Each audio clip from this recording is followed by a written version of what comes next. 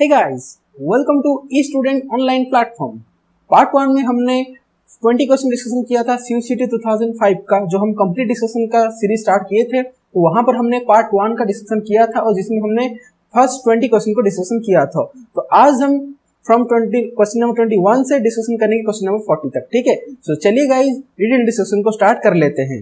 देखिए, तो हमारा जो क्वेश्चन नंबर 21 है वो क्या है। देखिए, क्वेश्चन नंबर 21 ये कि a precipitate of AgCl is form when equal volumes of the following are mixed.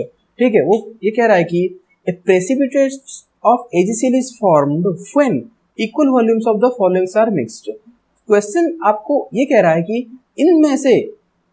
इनमें से कौन से वो कंपाउंड को हम मिक्स करने से और कितने प्रोपोर्शन में हम मिक्स करने से हमारा ये जो AgCl का प्रेसिपिटेशन हमें मिलेगा। ठीक है, AgCl का प्रेसिपिटेशन हमें मिलेगा। और जो आप गिवन डाटा क्या है, गिवन डाटा आपको ये कह रहा है कि case of AgCl is 10 to the power -10। Means कि अगर हम यहाँ पर पॉइंट आउट करें जो गिवन डाटा, ठीक है, जो गिवन डाटा इस क्वेश्चन के लिए हमारे पास ये है कि KSP ऑफ AgCl, ठीक है, KSP of AgCl is given to you 10 to the power -10। बहुत ही ध्यान से समझिए, बहुत ही इंपोर्टेंट क्वेश्चन है। ठीक है, कंसेप्चुअल भी है। अभी देखिए, अभी आपको क्वेश्चन सिर्फ एक चीज पूछ रहा है कि AgCl का आपको प्रेसिपिटेट करके देना है। अभी किसी भी कंपाउंड का प्रेसिपिटेट कब होता है, अगर उसका सॉल्युबिलिटी प्रोडक्ट गिवन हो और उस कंपाउंड का आपको प्रेसिपिटेशन करने को पूछा हो, तो क्या स्टेप आपको फॉलो करनी चाहिए। एक आपका कंसेप्ट ये होता है कि जब आपका एक कंपाउंड का ionic product is greater than solubility product, तभी आपका क्या होता है, प्रेसिपिटेशन ऑकर्स होता है। मतलब कि आपका जब ionic product IP is greater than KSP, तब इसी कंडीशन पर ही आपका उस कंपाउंड का, मान लीजिए कि AgCl का यहाँ पर प्रेसिपिटेशन के लिए बोला है, मतलब AgCl का जो आयोनिक प्रोडक्ट होगा वो AgCl की जो सॉल्युबिलिटी प्रोडक्ट गिवन है that is of your 10 to the power -10 उससे ज्यादा होना चाहिए। मींस कि ये जो 10 to the power -10 है, इस वैल्यू से AgCl की आयोनिक प्रोडक्ट ज्यादा होना चाहिए। तो हमारा अभी मेन मोटिव है इस क्वेश्चन को सॉल्व करने के लिए दैट कि AgCl का हमें अभी आयोनिक प्रोडक्ट को कैलकुलेशन करना है। अच्छा, अभी AgCl का आयोनिक प्रोडक्ट मतलब कि AgCl आपका डिसोसिएट होता है Ag प्लस Cl माइनस में। ओके, अभी आयोनिक प्रोडक्ट मतलब कि आयंस की कंसेंट्रेशन का प्रोडक्ट, मतलब कि Ag प्लस का concentration into ionic product equals to Ag plus की कंसेंट्रेशन इनटू Cl माइनस की कंसेंट्रेशन का प्रोडक्ट। आपको ये वैल्यू आपको निकालना है। अभी चलिए, तो हमें रिक्वायरमेंट होगा Ag प्लस की कंसेंट्रेशन का, हमें रिक्वायरमेंट होगा Cl माइनस की कंसेंट्रेशन का। अभी ये हमें कैसे मिलेगा, ये हमें इन चारों ऑप्शन में से जिस ऑप्शन से मिलेगा वही हमारा होगा सही आंसर। तो चलिए पहला, तो देखिए यहाँ पर जो आपका आंसर होगा ना, यहाँ पर आंसर आपको दिख ही रहा है कि ये पर आंसर हो जाएगा आपका ऑप्शन 3। कैसे होगा, कैलकुलेट करके देखिए आपको यहाँ पर दिया है 10 to the power -5 molar AgNO3, मतलब आपका AgNO3, मान लीजिए कि हमने कंसिडरेशन किया AgNO3 को, तो आपका AgNO3 जो है ये आपका किस तरीके से डिसोसिएट होगा, ये होगा आपका Ag प्लस NO3 माइनस। ठीक है, अभी देखिए AgNO3 का कंसेंट्रेशन क्या दिया है, 10 to the power -5 molar. That means कि Ag प्लस का भी कंसेंट्रेशन सेम ही आएगा, 10 to the power -5 मोलर। तो यहां से हमको Ag प्लस का तो मिल गया, ये वाला मिल गया। अभी Cl माइनस का अभी HCl है, तो HCl आपका जो भी डिसोसिएट होगा वो किस में डिसोसिएट होता है, HCl आपका होता है H प्लस Cl माइनस में। दैट मीन्स कि अभी H प्लस का आपको कंसेंट्रेशन गिवन किया है 10 to the power -4 molar. That means कि अभी H प्लस का भी same 10 to the power -4 molar होगा। मीन्स कि आपको H प्लस का 10 to the power -4 molar and Cl minus का भी क्या होगा, 10 to the power -4 मोलर ही तो होगा। तो आपको यहाँ पर Cl माइनस का भी कंसेंट्रेशन मिल गया, that is 10 to the power 5 molar, 10 to the power -4 molar. तो हमें Ag प्लस का कंसेंट्रेशन मिल गया, Cl माइनस का कंसेंट्रेशन मिल गया। तो पुट करते हैं यहाँ पर, अगर हम जो आयोनिक प्रोडक्ट के लिए आयोनिक प्रोडक्ट की वैल्यू पुट करते हैं, Ag प्लस की कंसेंट्रेशन कितना आया, मिले 10 to the power -5 into Cl minus का कितना मिला, 10 to the power -4। तो अभी हमारा आंसर क्या आ जाएगा, 10 to the -5 -4 तो 10 to the power -9 मोलर।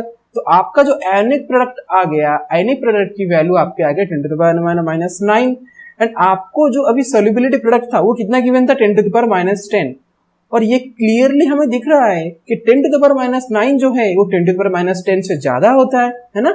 तो दैट मीन्स कि यहां पर जो आयोनिक प्रोडक्ट की वैल्यू है वो सोल्युबिलिटी प्रोडक्ट से ज्यादा आ चुका है। दैट मीन्स कि ओनली इसी कंडीशन पर ही, कौन सा कंडीशन, कि 10 to the power -5 molar of AgNO3 and 10 to the power -4 molar of HCl जब मिक्स्ड होंगे तो इसी कंडीशन पर ही आपका AgCl प्रेसिपिटेशन होगा।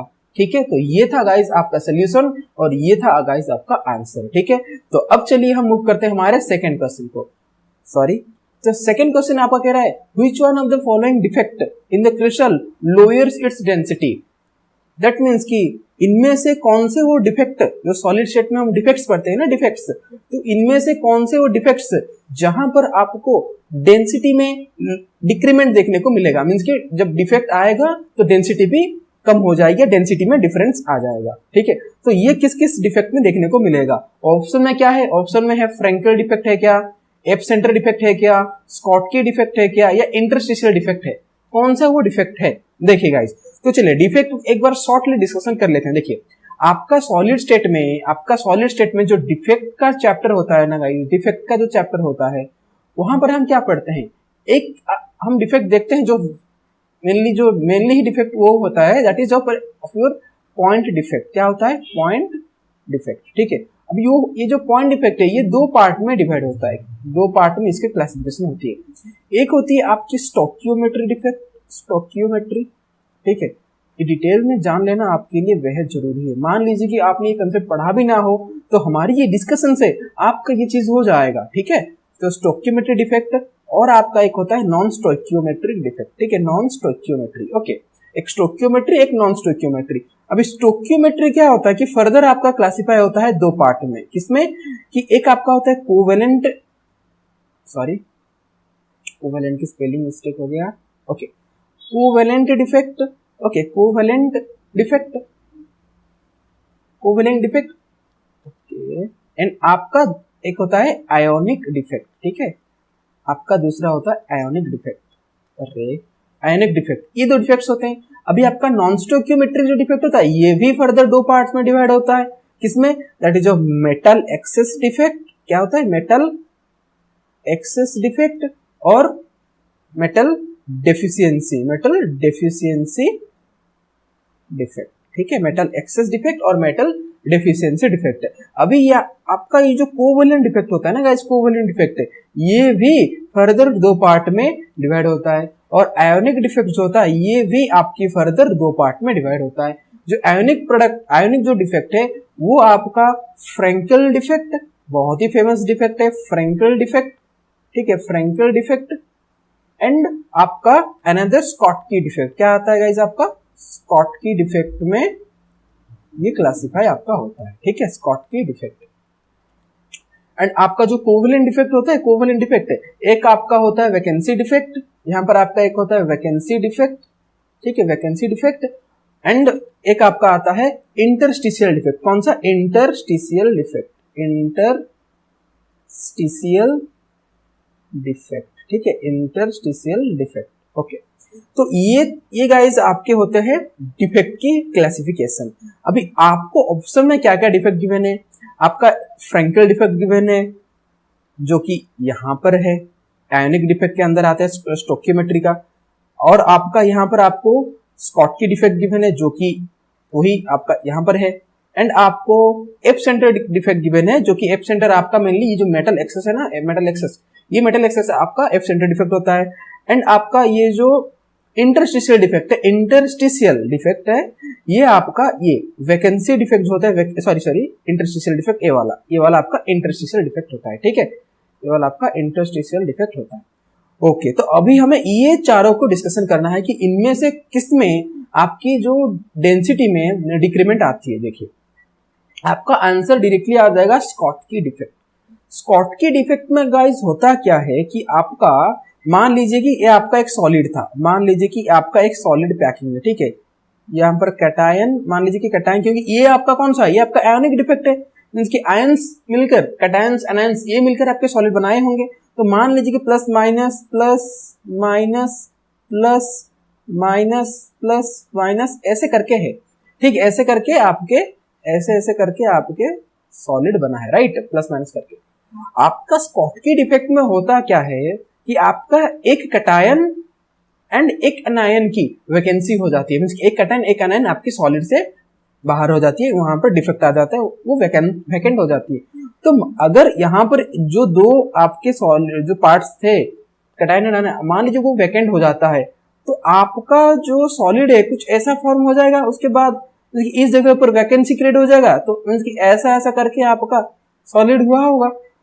तो पहले जो आपका डेंसिटी रहा होगा वो तो अभी वैकेंट हो गया ना, ये वाला जो स्पेस है, तो इसलिए इसमें जो आपका क्या डेंसिटी की इसमें डिक्रीमेंट आ जाता है, ठीक है। लेकिन आप फ्रैंकेल डिफेक्ट देखोगे, फ्रैंकेल डिफेक्ट में होता क्या है कि एक कैटायन क्या होता है कि इस जगह से मूव करके, सॉरी, इस जगह से मूव करके इस जगह पर आ गया होगा, बस उसी जो सॉलिड के अंदर ही एक क्या होगा, एक डिस्प्लेसमेंट हुआ होगा। तो एक डिस्प्लेसमेंट होने से तो डेंसिटी में तो कोई फर्क नहीं आएगा, क्योंकि उस सॉलिड से तो कुछ वैकेंसी नहीं हुआ ना, सो दैट्स व्हाई तो फ्रैंकेल डिफेक्ट में कोई डेंसिटी की डिक्रीमेंट नहीं आता। इंटरस्टिशियल डिफेक्ट भी सेम ही होता है कि यहाँ पर एक एलिमेंट का आपका डिस्प्लेसमेंट होता है, ना कि वैकेंट हो जाती है वहां से, तो इसमें भी डेंसिटी का कोई डिक्रीमेंट नहीं आता। वो मेटल एक्सेस जो कि एप सेंटर डिफेक्ट है हमने बोला, तो यहाँ पर भी आपका सेम चीज होता है कि एक आपका जो मेटल एक्सेस, उनके मेटल क्या है आपका एक्सेस में आ जाता है, और इलेक्ट्रॉन मेटल जो मेटल आयन से वो बाहर आ जाता है, तो उसके प्लेस में एक इलेक्ट्रॉन क्या आ जाता है, कैप्चर हो जाता है, ठीक है, यहाँ पर जो एप सेंटर में। तो यहाँ पर भी आपका जो डेंसिटी में कोई डिक्रीमेंट नहीं देखा जाता, तो आपका सिंपली आंसर आपका बन जाएगा स्कॉटकी डिफेक्ट, ठीक है। तो आई होप कि ये क्वेश्चन आपको बहुत ही अच्छे समझ में आ गया होगा। तो now let's move to question number 23। Okay, तो यहां पर क्वेश्चन ये कह रहा है कि a radioactive isotope has a half life of 10 days. Okay, देखिए एक क्वेश्चन बहुत ही इंपॉर्टेंट है, इसको हम सेपरेटली करते हैं। देखिए क्वेश्चन क्या रहा, क्वेश्चन 23। ओके, हम जो डाटा गिवन है उसके अकॉर्डिंग चलते हैं। हाफ लाइफ आपको क्या गिवन हुआ, टी हाफ आपको क्या गिवन हो गया, 10 डेज, ठीक है। इसकी एक जो कंपाउंड है जिसका हाफ लाइफ है 10 days, radio active isotope has a half life of 10 days, means कि हर 10 डेज में, हाफ लाइफ का मीनिंग क्या होता है कि हर 10 डेज में, मान लीजिए कि मेरा वेट है आज 80 केजी, ठीक है, 80 केजी का मेरा वेट है। अगर मेरा हाफ लाइफ 10 डेज है, तो 10 डेज के बाद मेरा जो वेट है, मान लीजिए कि इनिशियली मेरा कितना था, 80 केजी था, तो 10 डेज के बाद मेरा हाफ हो जाएगा, मींस कि मेरा 40 केजी हो जाएगा। फिर उसके अगले 10 डेज के बाद, मींस कि 20th डेज को मेरा 40 का आधा हो जाएगा, 20 केजी हो जाएगा, तो इसको बोलते हैं हाफ लाइफ, ठीक है। अभी if today 125 milligram is left over, means कि आज के दिन में 125 मिलीग्राम आपका अभी बचा हुआ है उस कंपाउंड का। What was its original wait 40 days earlier. तो ये देखिए, ये आपका बहुत ही इजी क्वेश्चन है, बस आपको लाइंस को समझना चाहिए। What was its original wait 40 days earlier, मतलब ये आपको पूछ रहा है कि अगर आज उसका डेट है, सॉरी आज के डेट में उसका वेट अगर 125 मिलीग्राम है, तो 40 डेज पहले उसका वेट क्या हुआ होगा, ठीक है। चलिए इसको बहुत ही अच्छे से डिस्कशन करते हैं, मजा आएगा इसमें, ठीक है। देखिए मान लीजिए कि टुडे, यहाँ पर टुडे है, ठीक है, समझिए आज का दिन में उसका वेट कितना है, 125 मिलीग्राम, और यहाँ पर एक डाटा में लिख दूं कि 1 gram is equals to 1000 milligram. Okay, 1 gram is equals to 1000 milligram. Okay, अभी मान लीजिए कि यहाँ पर हम पीछे, क्योंकि 40 डेज अर्लियर बोला है, आज के दिन से पहले 40 दिन बाद, मीन्स कि 40 डेज पहले, ये हम आ गए 40 डेज बिफोर हम आ गए। मान लीजिए कि यहाँ पर उसका, अभी क्वेश्चन आपको पूछा कि इस 40 डेज में इसका वेट जो है क्या हुआ होगा। मान लीजिए कि हम इन गेस हम ऑप्शन ए को ही, फर्स्ट ऑप्शन को ही उठाते हैं, 2 ग्राम्स, ठीक है। मान लीजिए कि 40 डेज पहले उसका वेट रहा होगा 2 ग्राम, दैट मीन्स कि 2000 मिलीग्राम। Okay, 2000 milligram. ओके, अभी 40 डेज पहले का बात था। अभी जैसे जैसे 10 डेज बीता होगा, मीन्स कि आज से 30 डेज पहले, यहाँ पर 30 डेज पहले, ठीक है, आज से 30 डेज पहले 40 डेज के बाद 10 डेज आपका प्रोसीड कर गया। तो 10 डेज में क्या हुआ हो गया, एक हाफ लाइफ आ गया। तो एक हाफ लाइफ मतलब कि जो 2000 मिलीग्राम था, अभी वो कितना हो जाएगा, 1000 मिलीग्राम हो जाएगा, है कि नहीं, 1000 मिलीग्राम। मान लीजिए कि और 10 डेज बीत गया, 20th डेज आ गया, ठीक है, 20 डेज आ गया, तो 1000 का क्या हो जाएगा, 1000 का और भी आधा हो जाएगा, 500 मिलीग्राम हो जाएगा। मान लीजिए कि और भी 10 डेज आगे चला गया, मतलब कि 10th डेज में आ गया। आज से 10 डेज पहले उसका क्या रहा होगा कि 500 मिलीग्राम का और एक आधा हो जाएगा, कितना, 250 मिलीग्राम आ जाएगा। अभी 10 डेज और फर्दर प्रोसीड कर गया, मतलब कि आज के दिन तो क्या होगा, 250 मिलीग्राम का आधा होता है कितना, 125 मिलीग्राम। और वही तो हमें क्वेश्चन में गिवन है, दैट इज ऑफ 125 मिलीग्राम। मतलब ये हमें ये प्रूफ मिला कि जो 40 डेज अर्लियर में उसका वेट क्या था, 2 ग्राम या 2000 मिलीग्राम था। तो आपका आंसर डायरेक्टली ये बन गया 2 ग्राम। तो सोचिए कि ये कितना इजी क्वेश्चन था, बस आपको हाफ लाइफ से ही रिलेट करना था, ठीक है। ओके, तो चलिए, आई होप कि ये क्वेश्चन भी आपको समझ में आया होगा, बहुत ही मजा भी आया होगा, ठीक है। तो अब चलिए क्वेश्चन नंबर 24 में फटाफट मूव करते हैं। तो 24, which of the particle can not be accelerated. Okay, इनमें से कौन से पार्टिकल एक्सेलरेशन नहीं कर सकते, ठीक है। Option alpha particle, beta particle, protons, neutrons. Okay, बहुत ही इजी क्वेश्चन है, डायरेक्टली आंसर होगा न्यूट्रॉन्स। कैसे आपने इतने इजी में कह दिया, इसके पीछे का रीजन क्या है, देखिए बताते हैं इसके पीछे का रीजन। देखिए इसके पीछे का रीजन ये है गाइस कि यहां पर समझाते हैं। रीजन ये है कि जो अल्फा पार्टिकल है इसका चार्ज होता है, अल्फा पार्टिकल क्या होता है, अल्फा पार्टिकल आपका यही तो होता है, हीलियम 24, ये होता है ना, हीलियम, सॉरी क्या उल्टा लिख दिया क्या, नहीं, हीलियम 4224, यस, हीलियम का होता है ये आपका अल्फा पार्टिकल होता है, ठीक है ना। तो इसका तो चार्ज गाइस है ना, इसका तो चार्ज है, ठीक है, सॉरी ये उल्टा लिख दिया हमने, हीलियम का 42, हीलियम 42, ठीक है, ये जो होता है इसका चार्ज तो है, ठीक है, चार्ज है। तो जिस जिस कंपाउंड का चार्जेस हैं वो एक्सेलरेट करते हैं, ठीक है, वो एक्सेलरेट करते हैं जिनका चार्जेस है, क्योंकि अट्रैक्शन, रिपल्सन, ये सबसे इनमें क्या आती है कि एक्सेलरेशन आ जाती है, ठीक है। लेकिन जो ऐसा पार्टिकल्स हो जो कि एकदम न्यूट्रल हो, जिसके कोई भी चार्जेस नहीं है, तो वो किसी से इन्फ्लुएंस नहीं होता है, ठीक है, वो आपका एक्सेलरेशन नहीं दिखाता। ये आपका सिंपल फंडा है। आप अल्फा पार्टिकल को देख लीजिए, आप बीटा पार्टिकल का दूसरा नाम क्या होता है, इलेक्ट्रॉन्स होता है। तो आपको इलेक्ट्रॉन्स को तो बहुत ही अच्छे से पहचानते हो, जिसका चार्ज माइनस नेगेटिव होता है। एंड आपको प्रोटॉन को भी आप बहुत अच्छे से पहचानते हो, जिसका चार्ज पॉजिटिव में आता है, प्लस में आता है। तो ये alpha particle, beta particle, proton, इन सब का चार्जेस है। So that's why they are accelerate, they accelerate, ये क्या करते हैं, आपका एक्सेलरेशन शो करते हैं।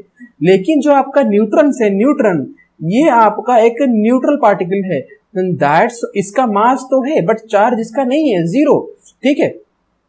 तो दैट्स व्हाई इसका सिंबल कैसा आता है गाइस, इसका सिंबल आता है आपका न्यूट्रॉन ना, N10। तो इसका जो चार्ज है ना वो कुछ नहीं होता है, देखिए जीरो होता है, लेकिन मास नंबर 1 होता है। सो दैट्स व्हाई आपका आंसर बन जाएगा डायरेक्टली न्यूट्रॉन, ठीक है।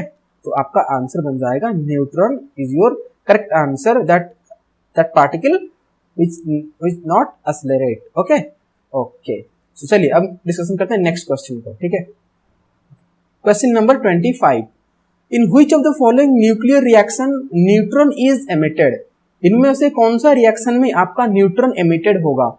ओके, न्यूट्रॉन, अच्छा अभी हमने न्यूट्रॉन का सिंबल देखा था, क्या न्यूट्रॉन था, न्यूट्रॉन का सिंबल क्या था, न्यूट्रॉन का सिंबल आपका था, सॉरी यहां पर लिख लेते हैं न्यूट्रॉन का सिंबल। ओके, न्यूट्रॉन का सिंबल आपका था, न्यूट्रॉन का क्या था गाइस, आपका न्यूट्रॉन का सिंबल था N10, यही था आपका न्यूट्रॉन का सिंबल, ध्यान रखिए इसको। ओके, अभी आपको ये बोल रहा है कि इसमें से किस डिसइंटीग्रेशन में या किस रिएक्शन में आपका न्यूट्रॉन एमिटेड होगा। देखिए आपको एक चीज आप हमेशा याद रखिए, न्यूक्लियर केमिस्ट्री में जो भी न्यूक्लियर रिएक्शंस होते हैं या जो भी रिएक्शंस होते हैं, वहां पर रिएक्टेंट साइड या प्रोडक्ट साइड में जो भी मास नंबर हो, जो ऊपर रहता है, ऊपर मीन्स कि यहाँ पर ये वाला पार्ट जो कि मास नंबर हो, या जो आपका चार्ज हो, जो आपका चार्ज प्रोटॉन नंबर है, जो भी आप कह सकते हो, ये जो हो ऊपर वाला नंबर, नीचे वाला नंबर, ये आपका सेम होता है। Both reactant side and product side में आपको बराबर देखने को मिलेंगे।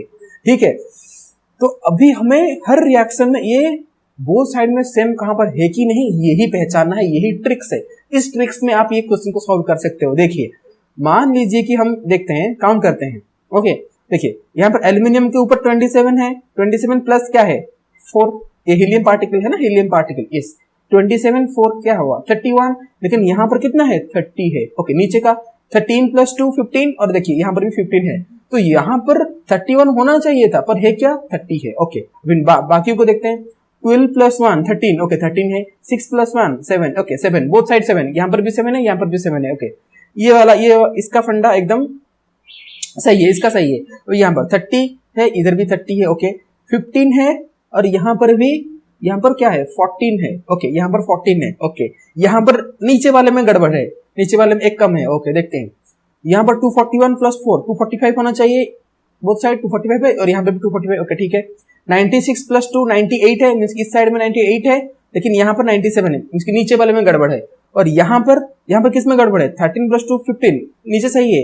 27 प्लस 1 4 31 हुआ, लेकिन यहाँ पर 30 है, तो यहाँ पर ऊपर में गड़बड़ है। ओके ओके, मान लीजिए कि इसमें आपका न्यूट्रॉन एमिट करता है, मान लीजिए, लिख लीजिए कि न्यूट्रॉन एमिट किया, मान लीजिए, तो हमने लिखा N10।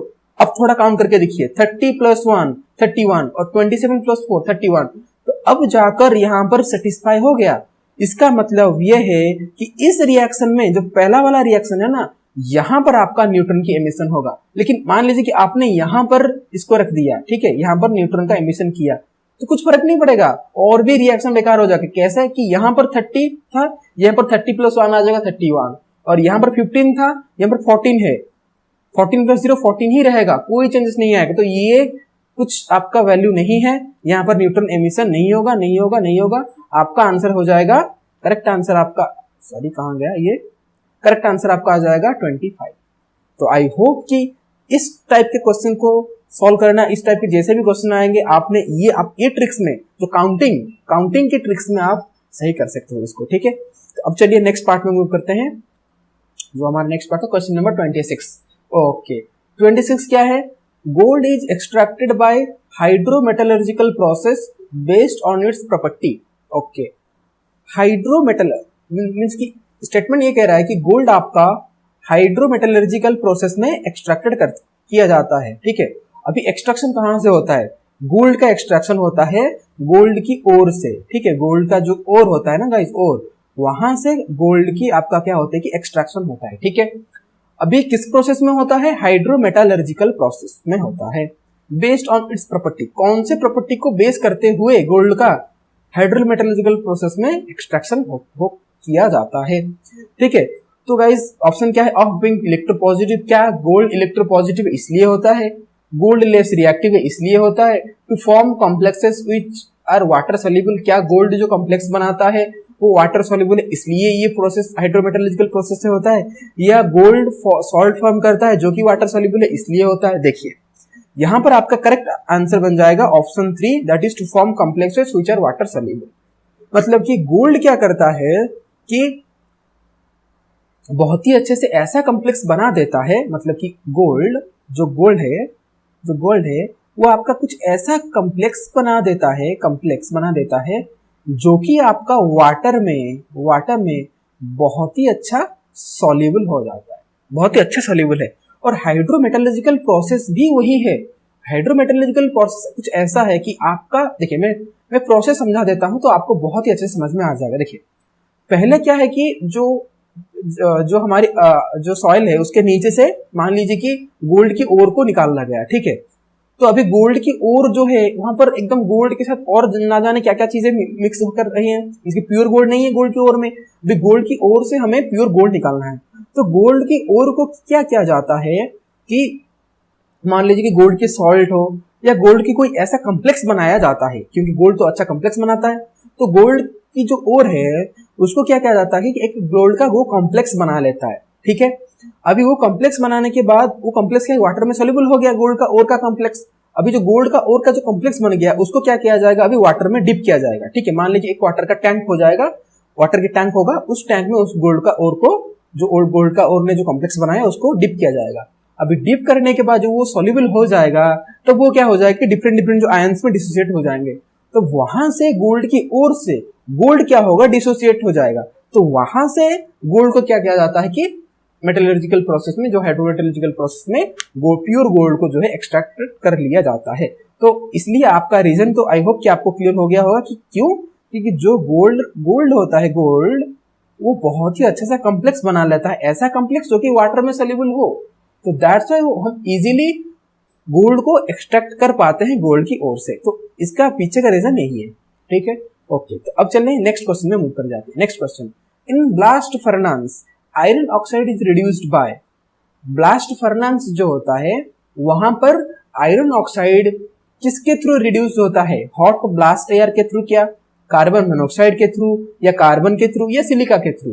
देखिए ये देखो ऐसे जो आपके जो ये मेटलर्जी की जो टॉपिक के क्वेश्चंस होते हैं ये गाइस बहुत ही इंफॉर्मेटिव होते हैं। लिटरली मैं ऑनेस्टली बोलूं ये बहुत ही मींस की इंफॉर्मेटिव होते हैं। तो आपको या क्वेश्चन के थ्रू याद रख लेना होता है, या नॉर्मली आप जनरल अगर डेली रिवीजन करोगे, कुछ अगर कंप्लीट करोगे तो भी आपका ये रिवाइज हो जाता है, ठीक है। तो यहाँ पर हम इसको कैसे समझेंगे, देखिए ब्लास्ट फर्नेस में आयरन ऑक्साइड किसके थ्रू रिड्यूस होता है, तो ये इंफॉर्मेटिव है। इसका आंसर है कार्बन मोनोऑक्साइड, ठीक, कार्बन मोनोऑक्साइड के थ्रू। देखिए होता क्या है कि ये कार्बन मोनोऑक्साइड आता कैसा है ब्लास्ट फर्नेस में, इसका प्रिपरेशन मेटलर्जिकल प्रोसेस में कुछ ऐसा होता है, इंडस्ट्रियल प्रोसेस में, कि कोक को, जो आपने कोक सुना होगा, कोक, तो कोक को जब हम ऑक्सीजन दे देते हैं, ऑक्सीजन के साथ मिला लेते हैं, तब हमें कार्बन मोनोऑक्साइड की प्रोडक्शन होती है। और यही कार्बन मोनोऑक्साइड ब्लास्ट फर्नेस में क्या करता है, आयरन ऑक्साइड को रिड्यूस करता है। रिड्यूस कर आयरन ऑक्साइड से, ठीक है, आयरन ऑक्साइड से हमें देता है कौन सा आयरन हमें मिलता है, जो ब्लास्ट फर्नेस से आयरन ऑक्साइड का रिडक्शन होकर पिग आयरन। ये पिग आयरन को ये माना जाता है कि इसमें सबसे ज्यादा कार्बन कंटेंट करते हैं, कार्बन कंटेंट रहता है। ये कार्बन के सबसे ज्यादा कार्बन कंटेनिंग आयरन होता है आपका ये पिग आयरन। तो ये पिग आयरन ऑक्साइड की रिडक्शन होकर भाया कार्बन इसके through by the help of carbon monoxide होता है, ठीक है। तो इसको बस आप डायरेक्टली याद कर लीजिए, ओके, ठीक है। तो अब चलिए हम नेक्स्ट क्वेश्चन में मूव कर जाते हैं। Question number 28, which of the following pair of element can not form an alloy. इसमें से कौन से पेयर की अलॉय फॉर्म नहीं होता है। तो अलॉय, इसमें इस क्वेश्चन को आंसर करने से पहले तो हमें पहले इस वर्ड का मीनिंग समझना होगा कि अलॉय का मीनिंग क्या है, इस अलॉय का मीनिंग क्या है। देखिए सिंपल है, अलॉय का मीनिंग आपने फेज रूल पढ़ा होगा, फेज इक्विलिब्रिया। वहां पर हम क्या करते थे, हमें क्वेश्चन आता था, हमें फेज काउंट करना होता था कि डिफरेंट फेज पहचानना होता था। तो वहां पर हमने एक स्टेटमेंट पढ़ी होती है कि जितने डिफरेंट टाइप के सॉलिड होते हैं ना, उतने डिफरेंट टाइप के फेज हम काउंट कर लेते हैं। क्योंकि सॉलिड तो जितने टाइप के सॉलिड होंगे उतने हम सॉलिड काउंट मान लीजिए कि बॉक्साइट है, वो एक डिफरेंट टाइप का सॉलिड है, आयरन है वो एक डिफरेंट टाइप का सॉलिड है, एल्यूमिनियम है वो एक डिफरेंट टाइप का सॉलिड है। तो जितने डिफरेंट टाइप के सॉलिड है उसको हम डिफरेंट फेज मान लेते हैं, क्योंकि वो मिसिबल नहीं है ना। क्योंकि लेकिन हम जो शुगर एंड वाटर की जो मिक्स करने के बाद जो सॉल्यूशन बनता है उसे हम एक फेज मान लेते हैं। ऐसा क्यों है, क्योंकि जो शुगर है वाटर में एकदम मिक्स हो गया और एक ही हमें फेज दिख रहा है, जो हमें सामने दिख रहा है, और एक ही फेज है। क्योंकि हम मैकेनिकली अभी शुगर को, जब शुगर वाटर में मिल जाता है तो शुगर को हम वाटर से तो नहीं निकाल सकते ना, ठीक है ना। क्योंकि फेज रूल का कंडीशन क्या था, देखो मैं ये जो आपका क्वेश्चन है ये आपका मेटलर्जी का है, लेकिन हम थोड़ा फेज रूल की तरफ जा रहे हैं क्योंकि बहुत अच्छे से आपको समझना है इस चीजों को। देखिए अभी फेज रूल का एक उसका स्टेटमेंट क्या था, उसका डेफिनेशन क्या था कि फेज हम उसे कहेंगे जिसे हम मैकेनिकल सेपरेट कर सकते हैं। अभी जब वाटर में शुगर मिल जाता है, क्या आप हाथ से क्या उसको शुगर को फिर से वाटर से निकाल सकते हैं? नहीं, क्योंकि वो तो सॉल्यूशन बन गया। अभी वो शुगर मिला है फिर भी हम उसको एक ही फेज कहेंगे, हम ये नहीं कहेंगे कि वाटर लिक्विड है एक फेज, शुगर सॉलिड है दूसरा फेज, दो फेज नहीं, एक ही सॉलिड, एक ही सॉल्यूशन, एक ही फेज वहां पर होगा सॉल्यूशन का। लेकिन आपके मान लीजिए जितने फेज सॉलिड में, मान लीजिए कि आपका स्टोन है, स्टोन प्लस आपका मान लीजिए कि जो क्या है मिट्टी है, या स्टोन प्लस आपका मिट्टी है मान लीजिए, तो उन दोनों की आप मिलाएंगे, ठीक है, तो उसमें क्या आएगा, उसमें तो डिफरेंट आएगा, क्योंकि स्टोन और जो मिट्टी को आप मैं तो अलग कर सकता हूँ, मिट्टी से एकदम स्टोन को चुन चुन के निकाल दूंगा, तो वो डिफरेंट फेज हो जाएंगे, स्टोन का एक फेज हो जाएगा, ठीक है, हमारा सॉइल का एक फेज हो जाएगा, ठीक है, तो ये दोनों डिफरेंट फेज में आ जाएंगे। ओके, समझ में आ रहे हैं? तो गाइस ये जो स्टोन एंड जो सॉइल होता है, ये क्या होता है कि एक दूसरे में मिक्स नहीं होते, तो ये जो दो सॉलिड को हम क्या बोलते हैं, जनरली दो फेज मानकर काउंट करते हैं, ठीक है। लेकिन अब इतने जो सारी चीजें मैं क्यों बोला, एक एलॉय को समझाने के लिए कि एलॉय एक ऐसा कंपाउंड है जहां पर आपका दो सॉलिड मिक्स हो जाते हैं और हम उनको मैकेनिकली सेपरेबल नहीं कर सकते, जनरली ऐसा नहीं होता है। अब जिस भी दो सॉलिड को लो, मिला दो, आपको कुछ टाइम लग सकता है, लेकिन आप मैकेनिकली उन सॉलिड को सेपरेट कर सकोगे, तो इसलिए उनका फेज दो हो जाएगा, जितने आप टाइप के आप सॉलिड लोगे उतने ही टाइप के आपको फेज आप काउंट कर लोगे।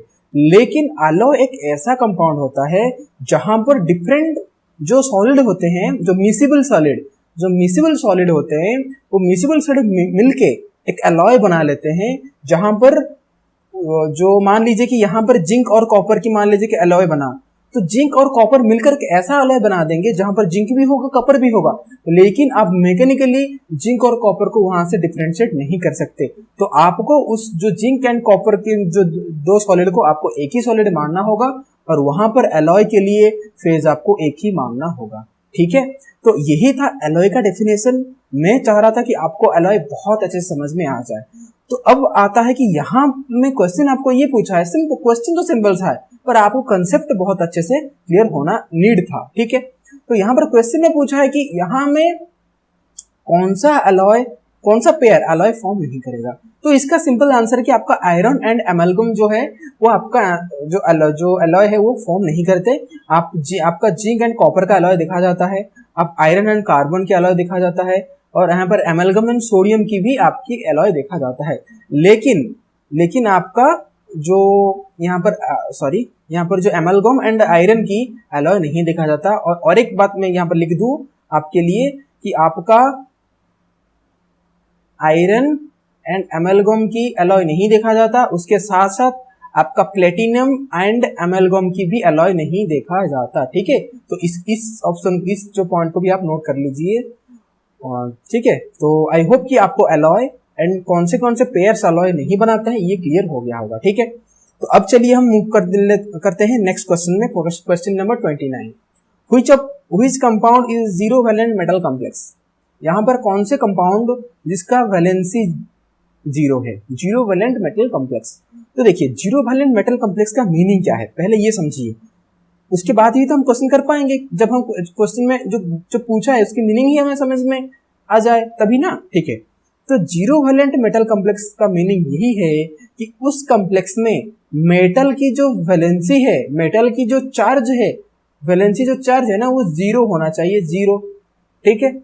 चलिए इंडिविजुअली हर एक कंपाउंड का हम क्या करते हैं कि काउंट करते हैं, जो मेटल की क्या है आपका वैलेंसी काउंट करते हैं, ठीक है। तो पहला हम काउंट करते हैं, पहले में जो दिया है, क्या दिया है आपका, पहले में दिया है कॉपर एमोनिया का होल 4, ठीक है, होल 4, देन SO4, ठीक है। तो देखिए अगर हम इसका x पहले चलिए x मान के चलते हैं, +4, एंड देखिए जो एमोनिया है वो तो न्यूट्रल है, उसका कोई चार्ज नहीं है, तो जीरो चार्ज है, 4 इंटू जीरो प्लस SO4 का कितना चार्ज होता है आपको पता है कि SO4 2 माइनस होता है, तो SO4 का होता है -2 इक्वल टू 0। अभी x -2, क्योंकि ये तो जीरो, ये वाला पार्ट जीरो हो गया, ये -2 इक्वल टू 0, तो दैट मीन्स कि x इक्वल टू कितना आया, +2। तो यहाँ पर मेटल का जो ऑक्सीडेशन स्टेट है ना वो +2 है, वैलेंसी +2 है, तो ये तो जीरो वैलेंट नहीं हुआ। मान लीजिए कि हम इसको उठाते हैं NiCO का होल 4, क्या उठाते हैं, NiCO का होल 4, ठीक है, ओके। Ni का x मान लेते हैं, हमें पता नहीं है, प्लस CO तो कार्बन तो न्यूट्रल है, न्यूट्रल का जीरो होता है, 4 into zero zero equal to zero. That means कि यहाँ पर x इक्वल टू जीरो आ गया। अरे हुर्रे, तो हमको आंसर मिल गया। मतलब कि NiCO4 जो है उसमें आपका वैलेंसी जो निकल का, जो निकल मेटल का वैलेंसी है वो जीरो है। ठीक है, बाकी दो ऑप्शन को भी आप काउंट करना इंडिविजुअली, ये आपके लिए असाइनमेंट है, आप इसको काउंट करना और काउंट करके देखना। अब देखना कि आपका जो मेटल का वैलेंसी है वो जीरो नहीं आएगा। ठीक है, आपका करेक्ट आंसर है NiCO का होल 4। ओके, तो आई होप कि आपको मेथड अप्रोच, देखिए सबसे इंपॉर्टेंट बात ये है कि हम यहाँ पर जो क्वेश्चन सॉल्व कर रहे हैं, हम डायरेक्टली ये क्वेश्चन का ये आंसर है ऐसा नहीं कह रहे हैं, हम ऐसा ट्राई कर रहे हैं कि आप जो एग्जाम में बैठे, आपको देखो क्वेश्चन जो आएगा इसी टाइप में ही आएगा, भले ही ये क्वेश्चन ना आए पर टाइप में तो ऐसा आएगा ना, कोई बाहर की हमारी अर्थ की बाहर की कंसेप्ट तो नहीं आएगा या बाहर के टाइप तो नहीं आएगा। ठीक है, तो टाइप आएगा तो इसी के अंदर में आएगा। अगर आपको हर टाइप में हम किस तरीके से अप्रोच करते हैं, अगर वो आपको पता हो तो आप किसी भी क्वेश्चन में लिटरली मानोगे, आप किसी भी क्वेश्चन में नहीं अटकोगे। ठीक है, तो ओके, तो हमारा बस एम यही होना चाहिए। ठीक है, ओके, तो हमारा एम ये नहीं होना चाहिए कि क्वेश्चन देखो आंसर निकल जाए, बस वही बात है। नहीं, क्वेश्चन है आंसर, तो क्वेश्चन है तो आंसर भी तो ऑब्वियसली है, पर आंसर कैसे हुआ इसको हमें जानना है। ठीक है, तो इस लेवल तक का हमें प्रिपरेशन करना है। ठीक है, ओके, चलिए क्वेश्चन नंबर 38 को मूव करते हैं। Alum is a water purifier because, alum को हम वाटर प्यूरिफायर क्यों बोलते हैं, इसका रीजन। ओके, चलिए इस क्वेश्चन बहुत ही इंपॉर्टेंट है और यहाँ पर एक छोटा सा इसकी कंसेप्ट भी है। देखिए आपको क्वेश्चन में बोला क्या गया कि alum is a water purifier. Alum जो नेमिंग का आपको सुनाई दिया, ये एक वाटर प्यूरिफायर है। तो एलम होता क्या है, देखिए एलम आपका ये होता है, आपका एलम क्या होता है कि एलम आपका होता है एल्यूमिनियम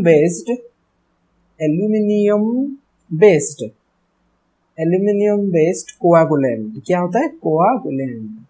ठीक है, जो कि कोआगुलेशन करता है। ठीक है, तो यहाँ पर एल्यूमिनियम बेस्ड एग्जांपल क्या होती है इसकी, कुछ एग्जांपल्स, एल्यूमिनियम सल्फेट, ठीक है, एल्यूमिनियम सल्फेट, Al2SO4 का होल 3 एल्यूमिनियम सल्फेट। ठीक है, Al2SO4 का whole 3 and aluminium chloride LCl3 etcetera, ये सब आपके होते हैं एलम कहलाते हैं। ठीक है, एलम। तो ये क्या, हम इस एलम को क्या करते हैं, जैसे कि ये एल्यूमिनियम सल्फेट हो गया, ये LCl3 हो गया, ये आपका यूज होता है एज ए वाटर प्यूरिफायर। ठीक है, किस रीजन के वजह से ये यूज होता है, ये क्या करता है, ये करता है आपका, इसका आंसर है कोआगुलेट द इम्प्यूरिटीज। ये क्या करता है, इम्प्यूरिटीज को कोआगुलेट कर लेता है और कोआगुलेशन के थ्रू ये क्या करता है, वाटर को प्यूरिफाई करता है।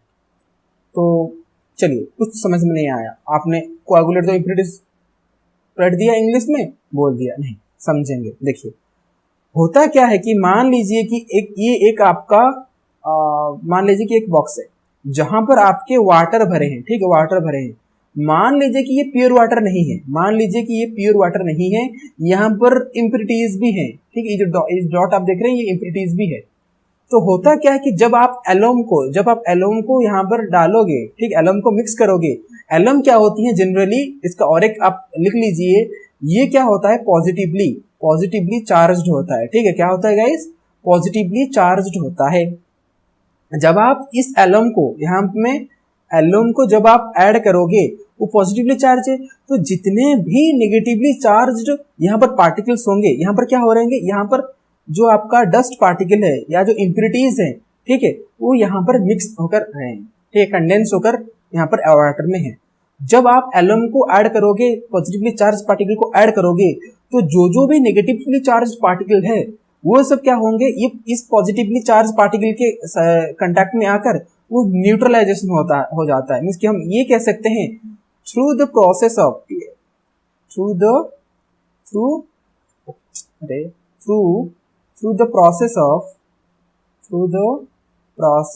न्यूट्रलाइजेशन। क्या होता है, न्यूट्रलाइजेशन मीन्स कि जब ये पॉजिटिवली चार्ज्ड वाला एलम जाएगा, नेगेटिवली चार्ज्ड वाला जो डस्ट पार्टिकल या आप इम्प्यूरिटीज बोल सकते हैं उसको, वो क्या होंगे कि न्यूट्रलाइज्ड हो जाएंगे। तो न्यूट्रलाइज्ड होने के बाद वो क्या, जब न्यूट्रलाइज्ड हो जाएंगे, न्यूट्रल हो जाएंगे, तो वो क्या करेंगे कि आपके जो नीचे बटम में आकर बैठ जाएंगे।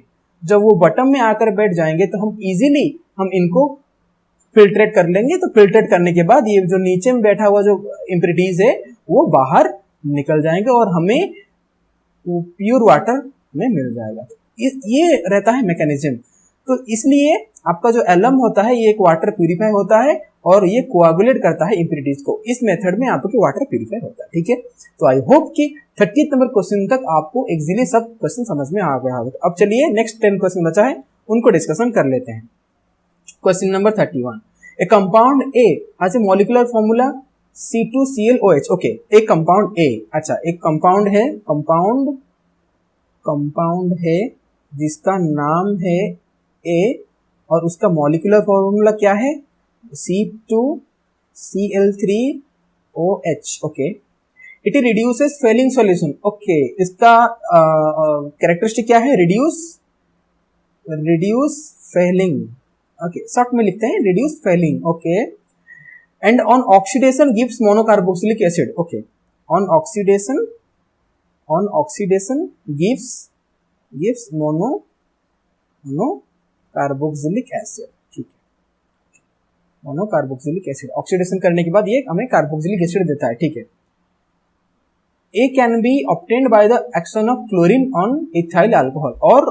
और ये जो कंपाउंड ए है इसको हम इसकी ऑब्टेन कैसे करते हैं, इसकी हम मिल कैसे सकता है कि जब हम इथाइल अल्कोहल जो कि C2H5OH होता है मॉलिक्यूलर फॉर्मूला इथाइल अल्कोहल का, उसको जब हम क्लोरीन के साथ ट्रीट करेंगे तो हमें हमारा जो ये जो ए नाम का जो कंपाउंड है, ए नेमिंग वाला कंपाउंड है, ये हमें मिल जाएगा।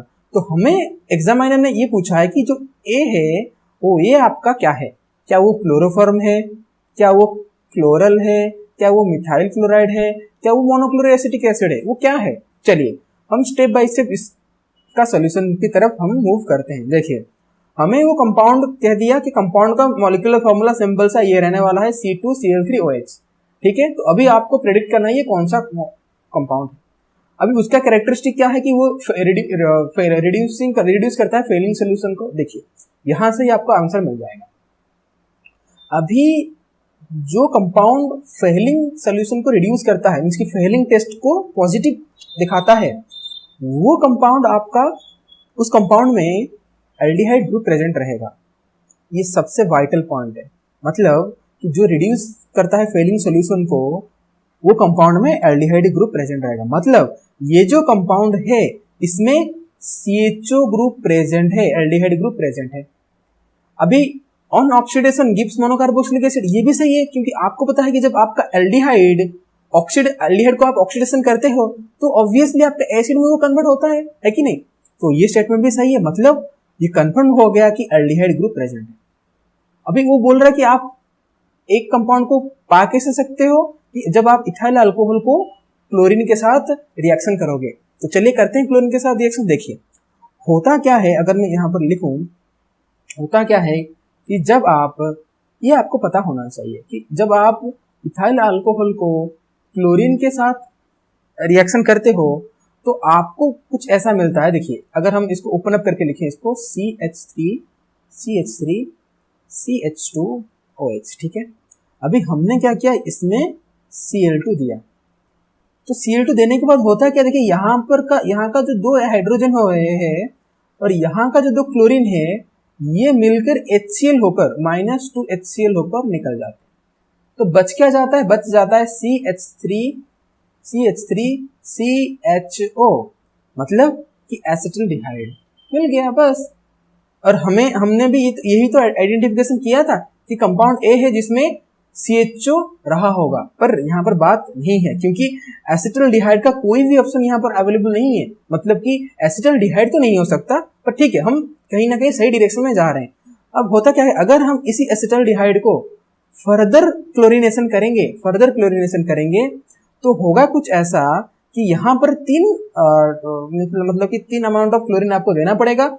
यहाँ पर 3 हाइड्रोजन क्या करेंगे, 3 क्लोरीन को लेकर आपका 3 HCl होकर -3 HCl यहाँ से चला जाएंगे।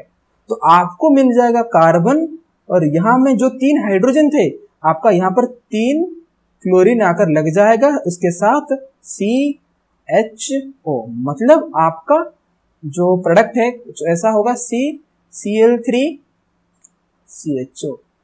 और यही तो आपका है वो वाला जो कंपाउंड ए कंपाउंड, इसका कौन सा है कंपाउंड ए है। और इसी का आपको मॉलिक्यूलर फॉर्मूला क्या दिया था, 2 कार्बन थे, 3 क्लोरीन थे, एक ऑक्सीजन एक हाइड्रोजन। देखिए यहां से भी ध्यान से देखिए, 2 कार्बन है, 3 क्लोरीन है, एक ऑक्सीजन है और एक हाइड्रोजन है, बस हो गया काम। और इस कंपाउंड का नेम है क्लोरल, इस कंपाउंड का नेम है क्लोरल।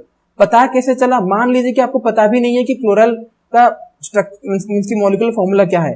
देखिए आपको तो ये पता तो होगा क्लोरोफॉर्म, क्योंकि क्लोरोफॉर्म हम बहुत यूज करते हैं। क्लोरोफॉर्म का क्या होता है कि CHCl3 क्या होता है, CHCl3, ये क्लोरोफॉर्म होता है CHCl3, है ना। आपको तो पता है क्लोरोफॉर्म का फॉर्मूला, तो ये तो क्लोरोफॉर्म नहीं हो सकता। अच्छा अभी ये मिथाइल क्लोराइड तो नहीं हो सकता, क्योंकि आपको पता है कि मिथाइल क्लोराइड होता है CH3Cl, तो ये मिथाइल क्लोराइड तो नहीं हो सकता ये वाला कंपाउंड जो हमें मिला। अभी मोनोक्लोरो एसिटिक एसिड तो नहीं हो सकता ना, ये क्योंकि मोनोक्लोरो एसिटिक एसिड में एसिडिक ग्रुप होगा, और यहाँ पर कहाँ आपको COOH ग्रुप दिख रहा है, यहाँ पर तो है ही नहीं, मतलब कि बच गया आपका क्लोरल। तो ये 100% आपका क्लोरल है, तो आपका आंसर बन जाएगा क्लोरल। तो हमने प्रॉपर ट्रिक को अप्लाई किया, सबको अप्लाई करने के बाद हमें क्लोरल आंसर मिला, और यही आपका करेक्ट आंसर है। ठीक है, तो आई होप कि बहुत अच्छे से हम इसको डिस्कशन कर पाए होंगे। ठीक है, ओके, तो अब चलिए हम डिस्कशन करते हैं नेक्स्ट क्वेश्चन को। हमारा next question is 32, which of the following haloalkane is most reactive. इन चारों में से कौन सा आपका जो एल्केन है वो हेलो एल्केन है वो जो मोस्ट रिएक्टिव है। ओके, कौन सा कंपाउंड इनमें से मोस्ट रिएक्टिव है, इसको देखने से पहले हम इसका स्ट्रक्चर तो ड्रॉ करना चाहिए ना, हवा में तो नहीं कमेंट कर देंगे। तो चलिए पहले हम इंडिविजुअल स्ट्रक्चर को ड्रॉ कर लेते हैं। देखिए ओके, ठीक है, पहला कंपाउंड 1 क्लोरोप्रोपेन। ओके, मतलब कि CH3CH2 सॉरी क्या है, कौन सा कंपाउंड था, 1 क्लोरोप्रोपेन। ओके, CH2CH2Cl, इसका नेम क्या है 1 क्लोरोप्रोपेन। ओके, सेकेंड वाला कंपाउंड क्या है 1 ब्रोमोप्रोपेन, मतलब कि सेम है CH3CH2CH2 ब्रोमीन। ठीक है, CH2 ब्रोमीन, 1 ब्रोमोप्रोपेन ये है।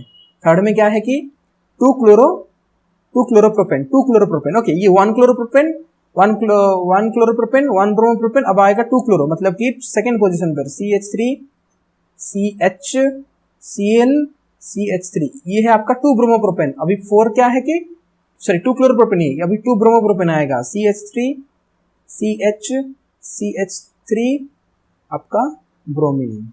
ठीक है, ये 2 ब्रोमोप्रोपेन है। अभी यहाँ इस चारों जो हेलो एल्केन है, इनमें से कौन सा वो एल्केन है, हेलो एल्केन है जो कि मोस्ट रिएक्टिव है, मतलब कि मोस्ट रिएक्टिव मतलब कि बहुत ही फेवरेबल रिएक्शन शो करेगा।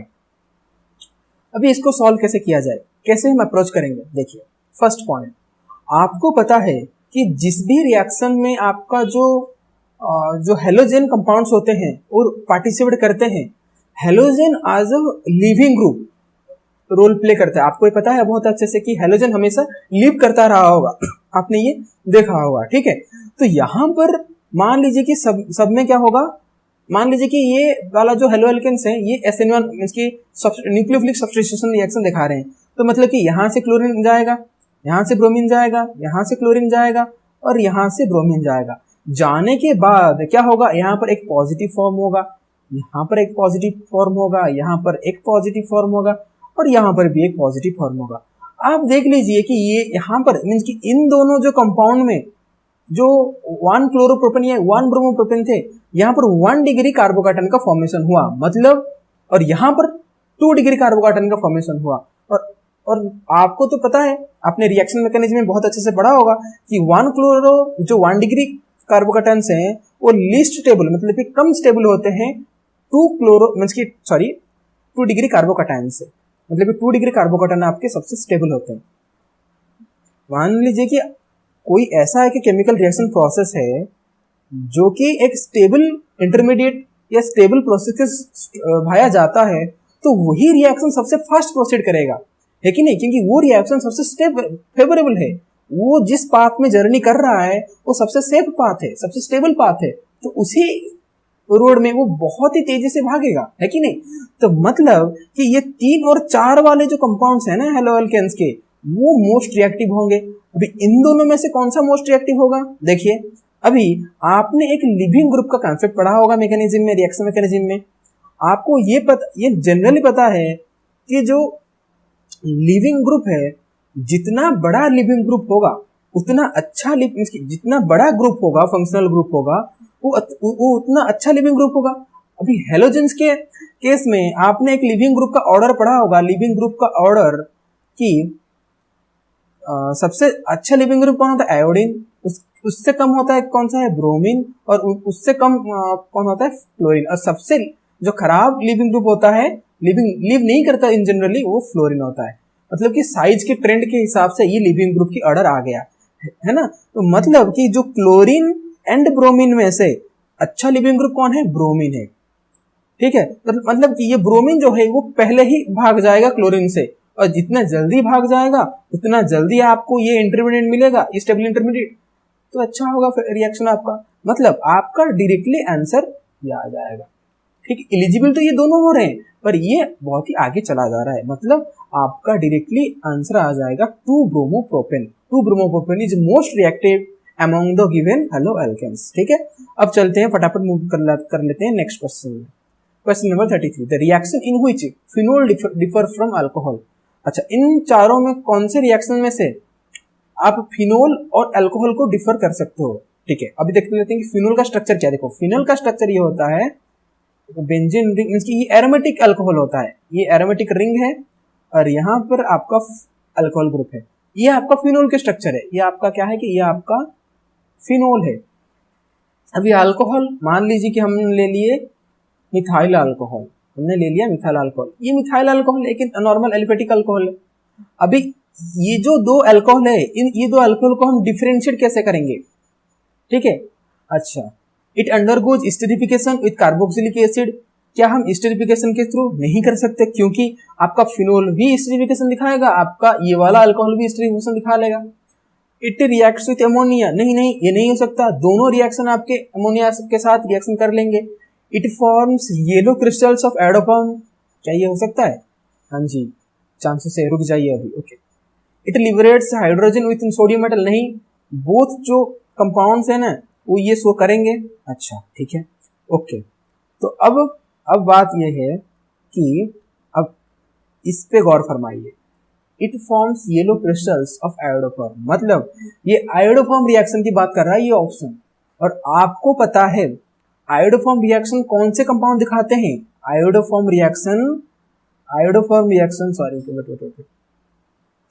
रिएक्शन स्पेशली आपके मिथाइल कीटोन, ठीक है, मिथाइल ग्रुप, मिथाइल कीटोन कह सकते हो, मिथाइल कीटोन कह सकते हो, और कीटोमिथाइल ग्रुप,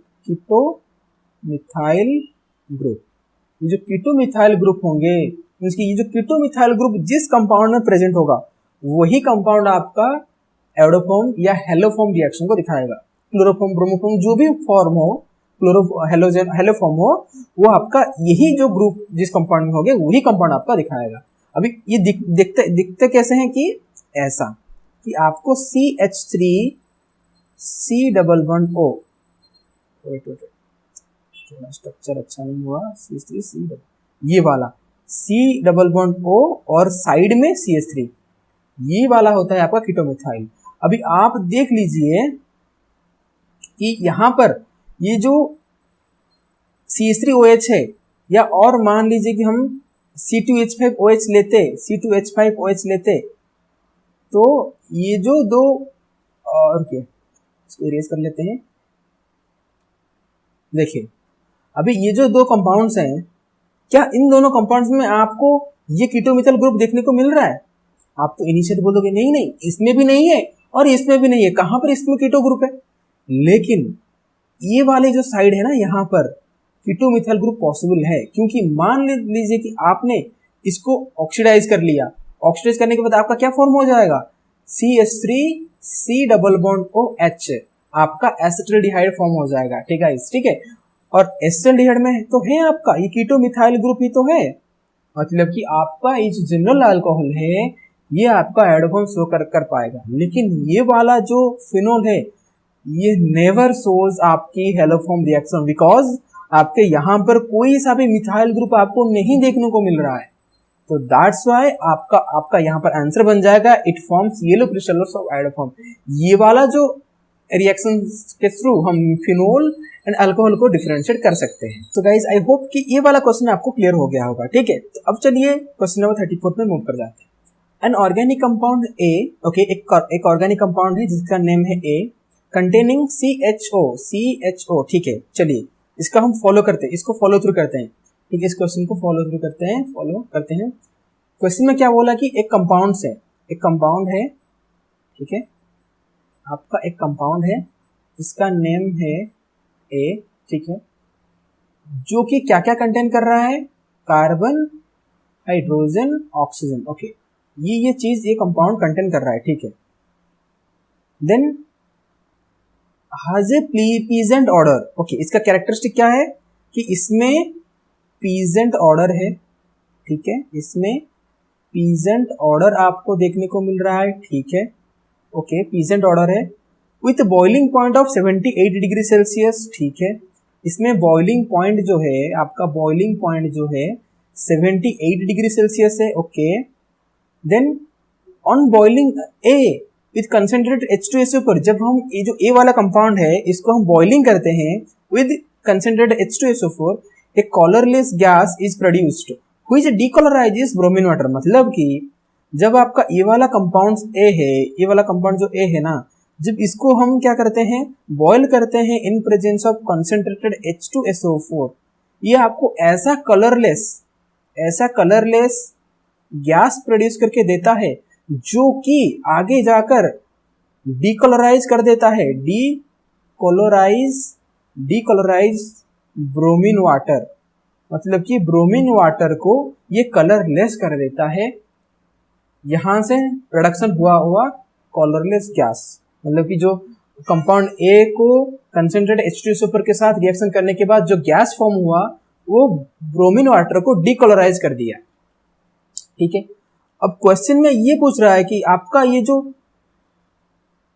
ऑर्गेनिक लिक्विड ए है वो कौन सा वाला कंपाउंड है। अच्छा, और भी एक इन्होंने बहुत ही अच्छा हिंट दिया कि ये जो कंपाउंड है ना, ये ए है, ये एक ऑर्गेनिक लिक्विड भी है, एक ऑर्गेनिक लिक्विड है। ठीक है, देखिए अगर मान लीजिए आपने ऑर्गेनिक केमिस्ट्री पढ़ते वक्त अगर आपने कंपाउंड केमिस्ट्री जब पढ़े होंगे और वहां पर आप अगर फिजिकल प्रॉपर्टी अच्छे से पढ़ा होगा, मींस की थोड़ा नजर लगाया होगा, तो ये जो पहले से पॉइंट में ही आपको आंसर दिख जाएगा, जो पीजेंट ऑर्डर किसका होता है और बॉइलिंग पॉइंट उसका जिसका 78 डिग्री सेल्सियस होता है। ठीक है, लेकिन चलिए हम दूसरे कि हम जनरली क्या करते हैं कि फिजिकल प्रॉपर्टी को नेग्लेक्ट कर लेते हैं, इतना फोकस नहीं लेते, हम ओनली ऑर्गेनिक में केमिकल रिएक्शंस के साथ हम ज्यादा फ्रेंडली होते हैं। ठीक है, तो चलिए हम दूसरे वे में भी देखते हैं। ठीक है, अभी इन्होंने क्या किया कि जब हम ये जो ऑर्गेनिक कंपाउंड ए है, जब हम इसको रिएक्शन करेंगे कंसंट्रेटेड H2SO4 के साथ, हमें कलरलेस गैस मिलेगा जो कि डीकलराइज करेगा ब्रोमीन वाटर में। अभी आपको ये पता होना चाहिए ब्रोमीन वाटर को कौन सा कंपाउंड डीकलराइज करता है। आपको ये अच्छे से पता होगा कि जो एल्कीन्स कंपाउंड होते हैं, एल्कीन वाला कंपाउंड, वो क्या करते हैं, ब्रोमीन वाटर को डीकलराइज करते हैं। मतलब कि आपका जो ए वाला कंपाउंड है वो जब कंसंट्रेटेड H2SO4 के साथ रिएक्शन करता है उसके बाद जो कलरलेस गैस देता है ना, वो कोई ना कोई एक एल्कीन कंपाउंड है। ठीक है, ये तो कंफर्म हो गया। चलो आगे देखेंगे हम। अभी ये एक ऑर्गेनिक लिक्विड है, ठीक है, हम मान लिया। अब देखिए यहां पर, अब देखिए ऑप्शन एलिमिनेशन के थ्रू आपके दो ऑप्शन कट जाएंगे। कैसे कि आपको पूछा है कि ए का स्ट्रक्चर बताओ, ए का फॉर्मूला बताओ। अभी ए का फॉर्मूला में वो बताया क्या है कि हिंट क्या दिया है कि इसमें कार्बन, हाइड्रोजन, ऑक्सीजन कंटेन कर रहा होगा, लेकिन ऑप्शन ए में जो दिया है C2H5Cl, यहां पर तो ऑक्सीजन आपको तो नहीं दिख रहा, तो ये तो ऑप्शन नहीं हो सकता। अभी ऑप्शन 4 में भी देखिए C2H6 है, ऑक्सीजन भी नहीं है, तो ये भी नहीं हो सकता। अभी बच्चा आपका एस्टर, CH66H5COCH3, मतलब कि एक एस्टर कंपाउंड, और यहाँ पर आपका एक C2H5OH मतलब कि इथाइल अल्कोहल। एक अंदाजा लगाइए, भले ही एस्टर आपका लिक्विड फॉर्म में मिल रहा हो या नहीं मिल रहा हो, लेकिन अल्कोहल तो आपको पता है ना, बहुत अच्छे से बताना भी नहीं पड़ेगा कि अल्कोहल का स्टेट क्या हो, सॉलिड स्टेट है या लिक्विड स्टेट है, आपको तो बहुत ही अच्छे से पता होगा, है ना। तो लिक्विड स्टेट है, तो यहाँ पर भी थोड़ा सा आपका जो आइडिया है अप्रोक्सीमेटली आपका लग जाएगा, ठीक है। अब आगे चलते हैं। देखिए होता क्या है कि जब आपका जो ए कंपाउंड है, मान लीजिए कि जो ए कंपाउंड है, मान लीजिए कि हम अल्कोहल को पकड़ कर चलते हैं C2H5OH। जब आप इसको पकड़ के चलेंगे और इसमें आप जब कॉन्सेंट्रेटेड H2SO4 देते हैं तो होता क्या है, डिहाइड्रेशन होता है। क्या होता है गाइस, डिहाइड्रेशन। आपको पता है कि जब हम कॉन्सेंट्रेटेड H2SO4 देते हैं तो डिहाइड्रेशन होता है, मतलब कि वाटर की रिमूवल होता है। तो होगा क्या कि यहां से जब वाटर की रिमूवल होगा तो आपको कुछ ये फॉर्म होकर मिलेगा CH3C⋯OH। मतलब आपको ये वाला जो एल्डिहाइड है, एसिटाल्डिहाइड, आपको ये मिल जाएगा, ठीक है। तो जब आप सॉरी अरे ये क्या बना दिया मैं, देखिए आपको क्या फॉर्म होगा, आपको ये फॉर्म हो जाएगा CH2CH3 ये फॉर्म कैसे हुआ, चलिए करते हैं। देखिए होगा क्या कि मान लीजिए कि हम ओपन अप करके इसको लिखते हैं, मैकेनिज्म करते हैं, ठीक है। सॉरी गाइस, वहां पर मैं बाय मिस्टेकली लिख दिया, ठीक है, ओके। जब आप यहाँ पर कंसंट्रेटेड H2SO4 देते हो, ठीक है, कंसंट्रेटेड H2SO4 देते हो, आपको पता है कि H2SO4 जो है एक एसिड है, मतलब कि यहाँ पर H+ के अमाउंट में भर भर के होगा। तो होगा क्या कि यहाँ पर ये जो आपका ऑक्सीजन को लोन पेयर दिख रहा है, ये फटाक से जाकर एक H+ को कैप्चर कर लेगा फ्रॉम H2SO4 से H+ को कैप्चर कर देगा। तो करने के बाद आपको मिलेगा CH2, मान लीजिए हम ऐसे ओपन अप करके थोड़ा डिजाइन करके लिखते हैं CH2OH2 और इसके ऊपर आ जाएगा अभी प्लस। अभी होगा क्या कि ये आपका एक बहुत अच्छा लीविंग ग्रुप बन गया। तो ये वाला हाइड्रोजन इधर गिरेगा और यहां से ये वाटर को निकाल देगा।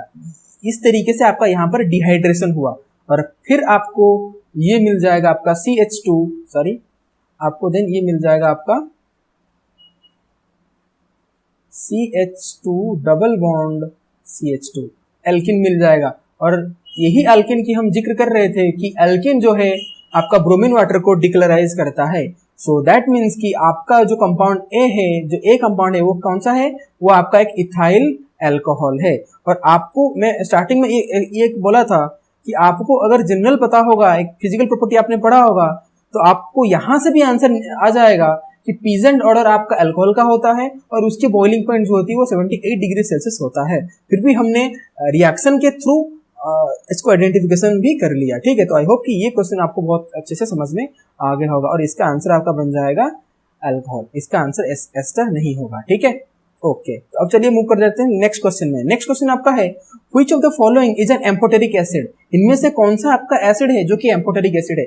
ये तो सबसे इजी क्वेश्चन है, हमने जो आज तक अभी तक जो डिस्कशन करते आए हैं, आंसर डायरेक्टली बन जाएगा ग्लाइसिन।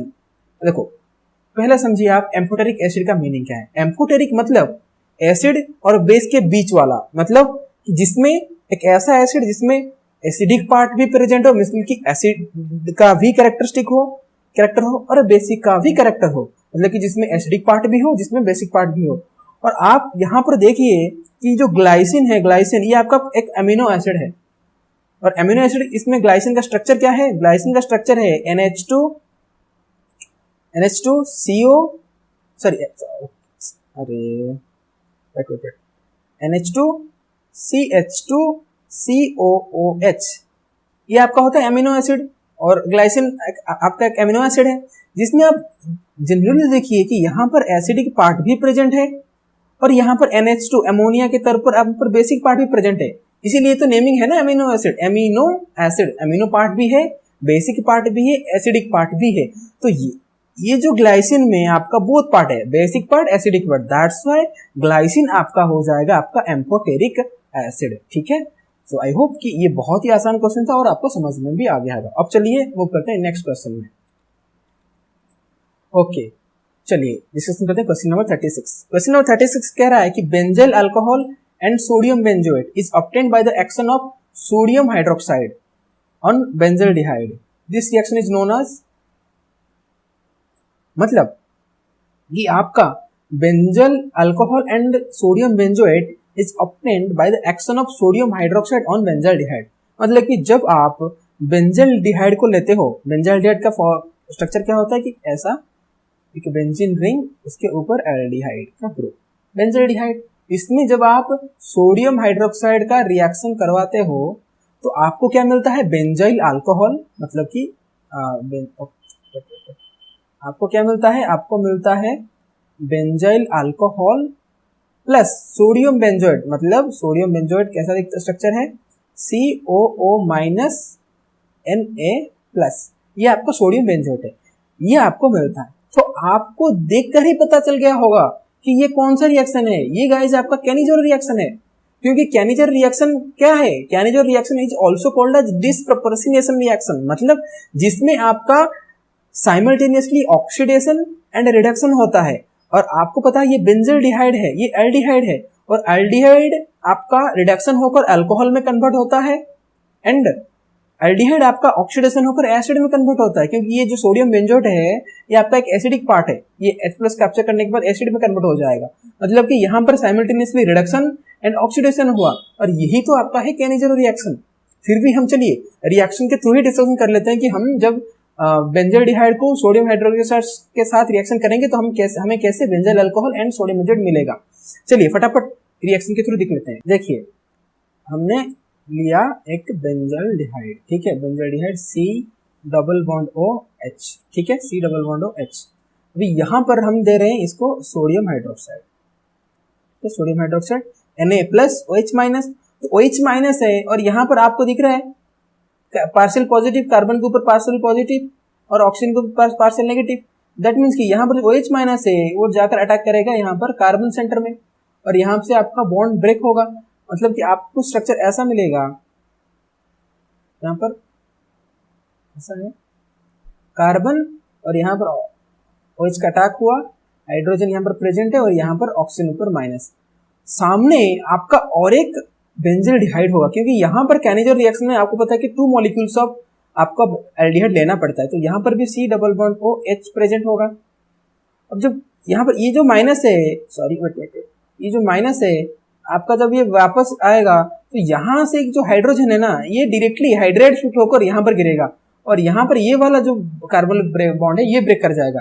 ब्रेक करने के बाद आपको ये वाला कंपाउंड ये कैसा कन्वर्ट होगा कि आपको यहाँ पर ऐसा मिल जाएगा। आपको देखिए यहाँ पर कार्बन डबल बॉन्ड का रिटेन किया और यहाँ पर OH लग गया था। अभी ये वाला कैसा आपका फॉर्म हो गया, ये वाला आपका फॉर्म हो गया कुछ ऐसा कि आपको यहाँ पर ये तो मिला, लेकिन यहाँ पर आपको CH2O- हो गया, ठीक है, CH2O-, ठीक है। अभी होगा क्या कि ये माइनस है ना, सामने दिख रहा है आपको प्रोटॉन को कैप्चर कर लेगा। कैप्चर करने के बाद यहाँ पर क्या फॉर्म हो जाएगा, यहाँ पर फॉर्म हो जाएगा आपका ऐसे करके C+OO-, और यहाँ पर जो आपका रिएक्शन जो जहाँ पर प्रोग्रेस हो रहा होगा, यहाँ पर एक सोडियम प्लस भी तो घूम रहा है, जहां से OH- निकल कर गया था अटैक करने के लिए, तो ये Na+ आकर यहाँ पर अटैच्ड हो जाएगा। प्लस इसके साथ ये जो O- है ये H+ कैप्चर कर लिया, मतलब ये अभी न्यूट्रल हो गया होगा।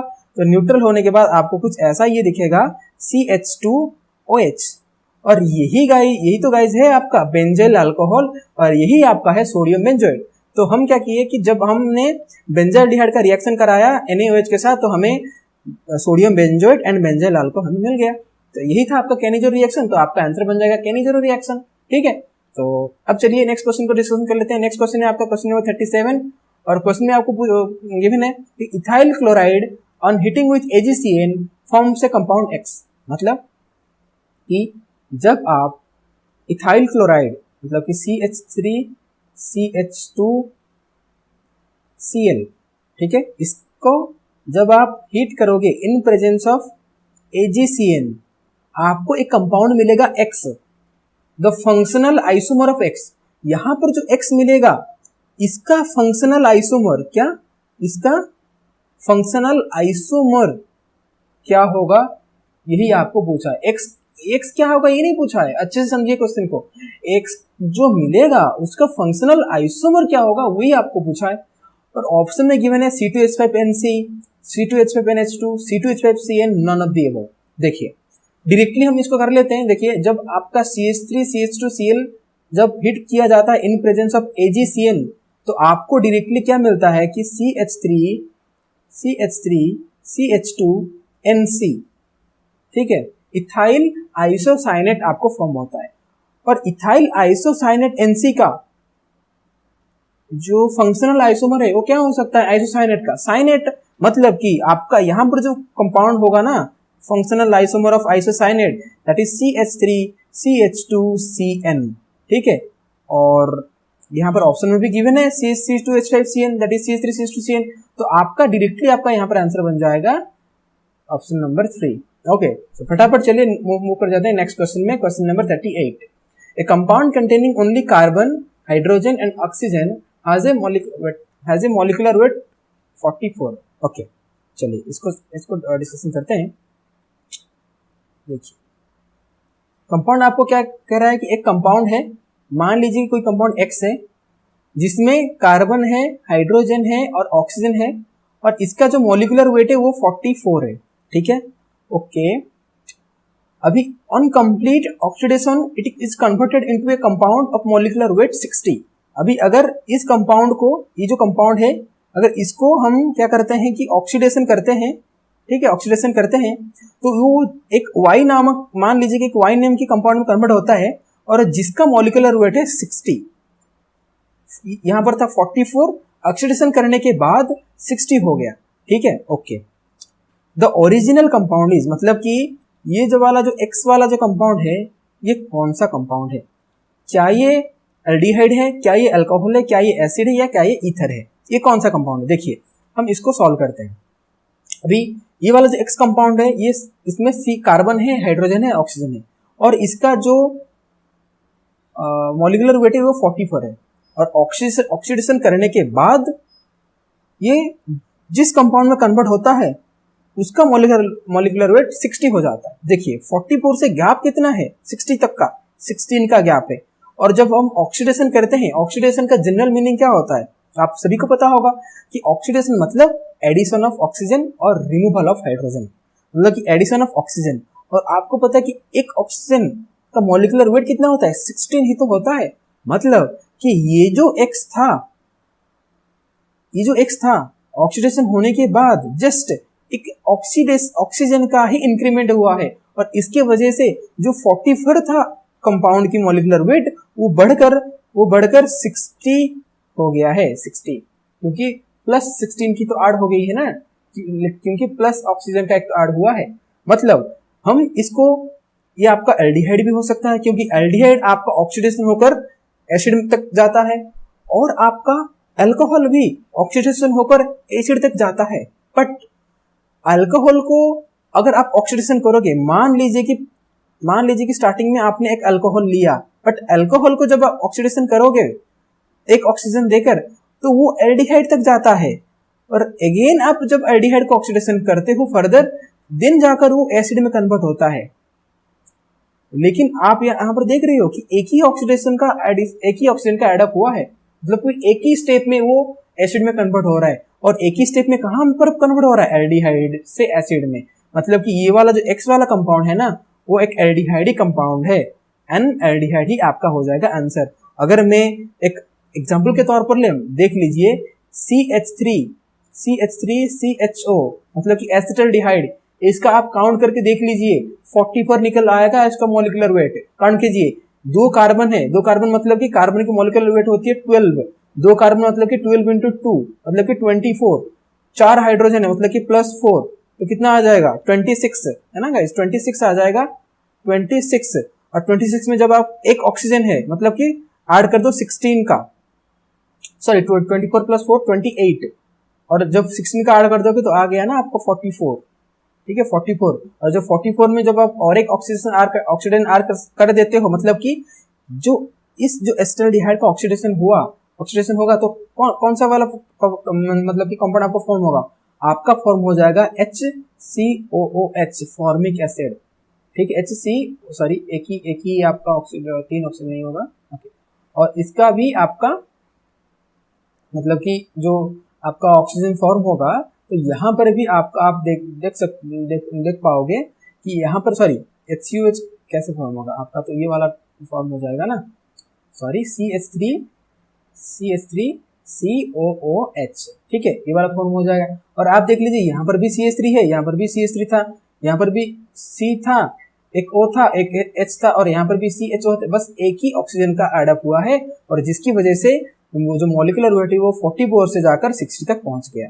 ठीक है, तो आई होप कि ये वाला भी कंसेप्ट आपको कंप्लीटली क्लियर हो गया होगा। तो अब चलिए हम चलते हैं नेक्स्ट क्वेश्चन में, मूव कर जाते हैं 39 क्वेश्चन ये है कि ग्रिग्नार्ड रिएजेंट एड्स टू, इन चारों कंपाउंड में किसमें ग्रिग्नार्ड रिएजेंट ऐड हो सकता है। ठीक है, इंडिविजुअली चलिए ऐड करके देखते हैं कि ऐड हो पाता है कि नहीं। ठीक है, ओके, देखिए पहला आपका क्या दिया है, पहला आपका दिया है कार्बोनिल ग्रुप, और इसमें ऐड कर किसको बोल रहा है, मतलब कि ग्रिग्नार्ड रिएजेंट क्या होता है कि RMgX कोई हैलोजन होता है और R कोई अल्काइल या एराइल ग्रुप होता है, और यहाँ पर R की जगह पर एक माइनस रहता है। तो आपका होता क्या कि रिएक्शन कैसा होता है कि ये R क्या करता है, जाकर इस अटैक करता है, और यहाँ पर ये हो जाता है। तो यहाँ पर तो रिएक्शन पॉसिबल है, मतलब कि यहाँ पर तो रिएक्शन एडअप कर सकता है इजीली। अभी दूसरा वाला क्या आया, C डबल बॉन्ड S का ग्रुप, अभी थायोनिल ग्रुप, ये कार्बोनिल था, ये थायोनिल है, और यहाँ पर भी सिंपली सेम ही स्टेप होगा, सेम स्टेप में आपका यहाँ पर एडअप हो जाएगा, तो S के ऊपर नेगेटिव आ जाएगा, तो यहाँ पर भी आगे जाकर कंपाउंड फॉर्म हो सकता है। और थर्ड में जो कंपाउंड क्या था, थर्ड में आपका है C ट्रिपल बॉन्ड N। देखिए ये बहुत इंपॉर्टेंट है, C ट्रिपल बॉन्ड N के साथ भी आपका ग्रिग्नार्ड रिएजेंट रिएक्ट करता है। कैसे, देख लेते हैं। मान लीजिए कि R माइनस जाकर यहाँ पर अटैक किया, तो नाइट्रोजन के ऊपर नेगेटिव चार्ज आएगा, राइट, नेगेटिव चार्ज आएगा। तो नेगेटिव चार्ज आने के बाद फॉर्म क्या होगा कि यहाँ पर कार्बन है, और यहाँ पर लग जाएगा आपका R, ठीक है, और यहाँ पर डबल बॉन्ड हो जाएगा, और नाइट्रोजन के ऊपर आ जाएगा नेगेटिव, जो कि H को कैप्चर करके NH बन जाएगा। मान लीजिए कि हमने यहाँ पर एक वाटर को एडिशन कर दिया, तो वाटर मतलब क्या होता है कि H plus and OH minus, तो होने के बाद क्या होगा कि ये जो नाइट्रोजन है ये H प्लस को कैप्चर कर लेगा, और OH माइनस आकर यहाँ पर अटैक कर देगा। करने के बाद आपको क्या फॉर्म होगा, आपको फॉर्म होगा कार्बन, उसके साथ R जुड़ा था, अब आके जुड़ जाएगा O बॉन्ड H OH, और यहाँ पर आ जाएगा आपका क्या, आपका आ जाएगा NH2। अब होगा क्या कि ये ऑक्सीजन क्या करेगा, यहाँ पर ये रीअरेंज करेगा, ओके, ये रीअरेंज करेगा, और यहाँ से ये NH2 निकल जाएगा। निकलने के बाद आपको यहाँ पर एक क्या फॉर्म होगा, आपको यहाँ पर एक कीटोन फॉर्म होगा। गाइस कीटोन मतलब कि साइनाइड से आपने जब रिएक्शन किया ग्रिग्नार्ड रिएजेंट के साथ, और फर्दर आप इसको हाइड्रोलिसिस कर दिया, तो आपका कीटोन कंपाउंड मिल गया। तो यहाँ पर भी आपका रिएक्शन प्रोसीड कर रहा है, तो मतलब आपका सिंपल सा यहाँ पर आंसर बन जाएगा ऑल ऑफ द एबव। ये सारे कंपाउंड में आपका, सारे फंक्शनल ग्रुप में आपका ये ग्रिग्नार्ड रिएजेंट ऐड हो सकता है। ठीक है, तो अब चलिए फाइनल क्वेश्चन, आज की सेशन का फाइनल क्वेश्चन को डिस्कशन कर लेते हैं। Which of the following biomolecules contain a non-transition metal ion? आ गया आपका bio inorganic.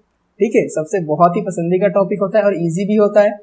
Which of the following biomolecules contain a non-transitional metal ion? मतलब कि ये जो आपके कंपाउंड्स हैं, बायोमोलिक्यूल्स हैं, इनमें जो मेटल पाया जाता है, उनमें से किस, यहाँ में जो गिवन है, जो चारों vitamin B12, chlorophyll, haemoglobin, insulin, इनमें से ये जो चारों कंपाउंड में जो मेटल पाया जाता है, किसमें ऐसा मेटल हो जो कि नॉन ट्रांजिशनल हो, जो कि ट्रांजिशन मेटल नहीं हो। देखिए अगर मैं डिस्कशन करूं तो विटामिन B12 में आपका मेटल होता है कोबाल्ट, और आपको पता है कि कोबाल्ट आपका एक ट्रांजिशन मेटल है। एंड आपका अगर मैं हीमोग्लोबिन की बात करूं, हीमोग्लोबिन में आपका आयरन मेटल होता है, वो भी एक ट्रांजिशन मेटल है। अगर मैं बात करूं इंसुलिन की, इंसुलिन में आपका जिंक होता है, वो भी आपका आपका ट्रांजिशन मेटल है। अगर मैं बात करूं क्लोरोफिल की, क्लोरोफिल में आपका मेटल होता है मैग्नीशियम Mg, और जो कि आपका अल्कलाइन अर्थ मेटल है, ना कि आपका ट्रांजिशन मेटल। ये आपका ट्रांजिशन मेटल नहीं है, ये आपका है अल्कलाइन अर्थ मेटल है। ठीक है, ओके, तो और ये ग्रुप 2 का मेटल है। तो सो दैट्स वाई आपका यहाँ पर आंसर बन जाएगा क्लोरोफिल। क्लोरोफिल में आपका नॉन ट्रांजिशन मेटल है जो कि अल्कालाइन अर्थ मेटल है और ये मैग्नीशियम है। ठीक है, तो आई होप गाइज आज हमने जो डिस्कशन किया from question number 21 to question number 40, I hope कि आपको सारी क्वेश्चन का डिटेल सोल्यूशन मिल गया होगा और आप अभी और भी कॉन्फिडेंट, आपको कॉन्फिडेंस जोन में पा रहे होंगे, आपको और भी कंसेप्ट क्लियर हो गया होगा। तो आज तक का सेशन यहीं तक हम एंड करते हैं। 40 क्वेश्चन तक आपका पार्ट 3 भी आएगा जहां पर हम क्वेश्चन नंबर 41 से लेकर क्वेश्चन नंबर 60 तक का डिस्कशन करेंगे। तब तक के लिए आप बहुत ही अच्छे से प्रिपरेशन करिएगा। Is all the best.